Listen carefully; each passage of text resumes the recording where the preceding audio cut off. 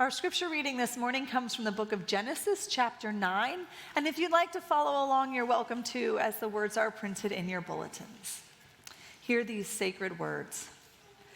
Then God said to Noah and to his sons with him, "As for me, I am establishing my covenant with you and your descendants after you, and with every living creature that is with you, the birds, the domestic animals, and every animal of the earth with you, as many as came out of the ark.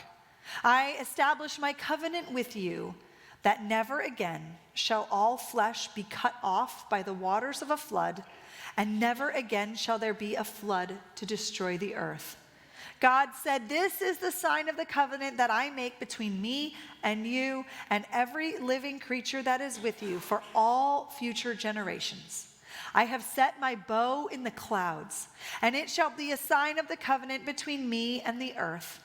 When I bring clouds over the earth and the bow is seen in the clouds, I will remember my covenant that is between me and you and every living creature of all flesh, and the waters shall never again become a flood to destroy all flesh. When the bow is in the clouds, I will see it, and remember the everlasting covenant between God and every living creature of all flesh that is on the earth." God said to Noah, "This is the sign of the covenant that I have established between me and all flesh that is on the earth." May God bless our modern hearing of these ancient words.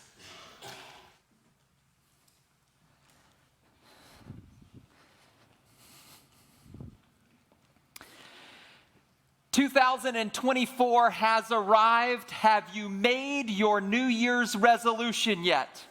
Or should I ask, have you kept your New Year's resolution thus far? Was reading an article just a few weeks ago about the most humorous New Year's resolutions for 2024. Here are a few. To actually remember your New Year's resolution from 2023.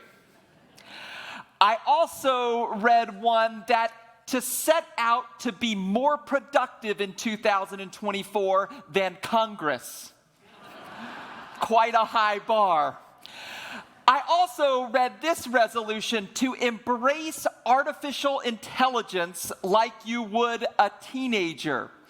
It never listens to you, and it gives back to you a detailed analysis of why you are wrong. Now, I am not opposed to New Year's resolutions. I have a few myself. But I don't want to talk to you today about any one of our resolutions. Instead, I wanted to share back with you God's resolution. Now, if that sounds a bit odd to you, that God would make a resolution, after all, God is God, I understand. But in overhearing the scripture passage that Pastor Angela read for us just a few moments ago from Genesis chapter 9, it sure does sound like a resolution made by God and extended to us. You'll recall the story. Following a devastating flood, God decides to share back with Noah and God's creation, "Never again will I turn from you. Every time I set my rainbow in the clouds, I will see it, and I will remember that I am a God who loves my creation. I will be with you and for you." And I do wonder if this resolution from God is worthy of our attention and reflection in the new year.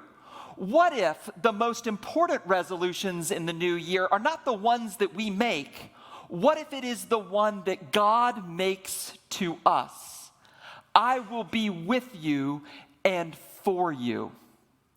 And you say, well, that's kind of hard, really, to think through and to believe in as I navigate the challenge of my life.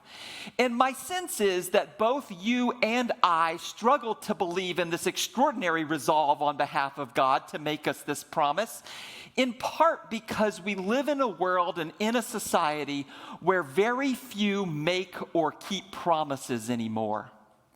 For example, I recall some weeks ago, I blew out a flat tire. My tire blew out on my car. And I noticed that I had purchased these 4 set of tires, new tires, within the last year. So I decided to go into my glove box of my car and to get out the warranty. And I got out the little booklet, and I bet you can imagine what was in there. Page after page of fine print. Human promises are fragile. In a book entitled Life on the Vine, Philip Kinnison put it this way in regards to human promises. He said, you know what? We live in the age of the asterisk. Human promises are so fragile. A few months ago, in preparation for Advent, I read Will Williman's book, Heaven on Earth. And in that book, Williman inspired my sermon title today, God's Resolution. He said, you know, when you reflect on human promises in your own resolution, really, you're doing pretty good and you're in good shape if you can keep your resolution through Super Bowl Sunday. Is human agency, asked Williman, the only evidence of human history? Is human agency in the promises and resolutions we make, is that the only evidence of what happens in history? Or is there something more? Is there a resolution on behalf of God to all of us? It's a resolution as comforting as it is empowering. As I embark on 2024, no matter how scary the future might be, no matter how bad my health has become, no matter how tough my world gets, I can stand on God's resolve, on that promise that God will not leave me, will not turn from me, but will be with me and for me. What if the most important resolution in 2024 is the one God makes to us? Some days ago, I tuned into the Rose Bowl football game.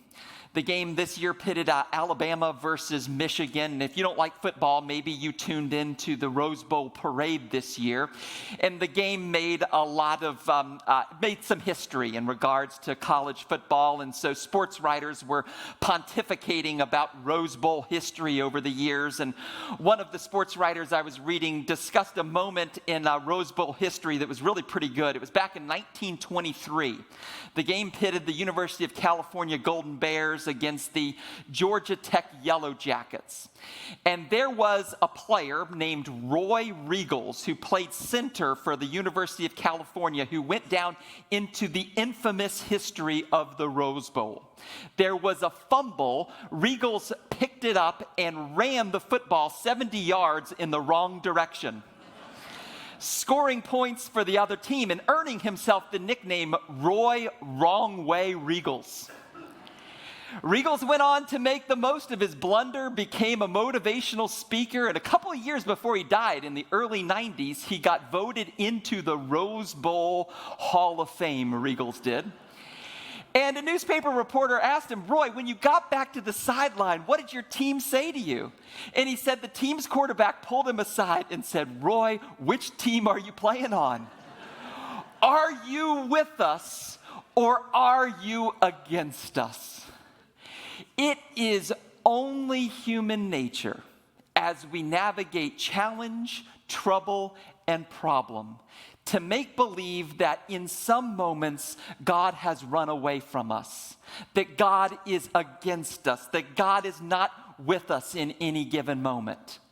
But it's precisely in those moments of doubt that God shows up with resolve, puts that rainbow in the clouds and says, no, I am with you.